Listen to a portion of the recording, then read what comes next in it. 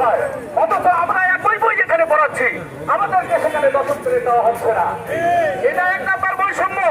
প্রিয় সহকর্মীবৃন্দ, আপনারা ইতিমধ্যে অবগত আছেন যে কৃষি বিভাগে, ভূমি বিভাগে, স্বাস্থ্য বিভাগে ডিপ্লোমা করে IMR ডিপ্লোমা দেবে তাদেরকে দশম গ্রেড দেওয়া হয়, জাতি গঠনের কারিগর প্রাথমিক শিক্ষক, প্রাথমিক শিক্ষকদের তৃতীয় গ্রেড দিয়ে একটি সুন্দর জাতি উপহার দেওয়া কোনোদিনও সম্ভব নয়। জাতিকে পুনর্গঠন করতে, শিক্ষার গুণগত মান বৃদ্ধি করতে এবং একটি সুন্দর জাতি উপহার দিতে শিক্ষকদের মর্যাদা দিতে হবে। এই স্নাতক বা স্নাতকোত্তর পর্যায়ে যে বেতন স্কেলটা দেওয়া হয় সেটা আমাদের প্রাথমিক বিদ্যালয়ে সেটা দেওয়া হয়, আমাদের 13তম গ্রেড দেওয়া হয়।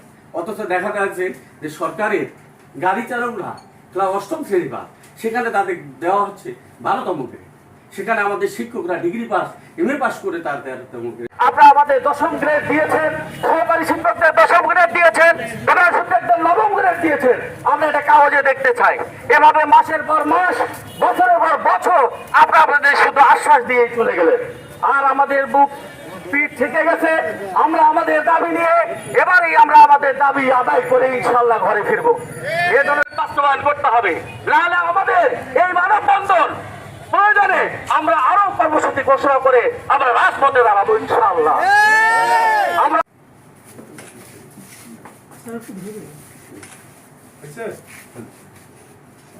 ভালো করে নেন বিস্তারিত আমাদের লেখা আছে, আমরা প্রধান উপদেষ্টা বরাবর দিচ্ছি আমাদের।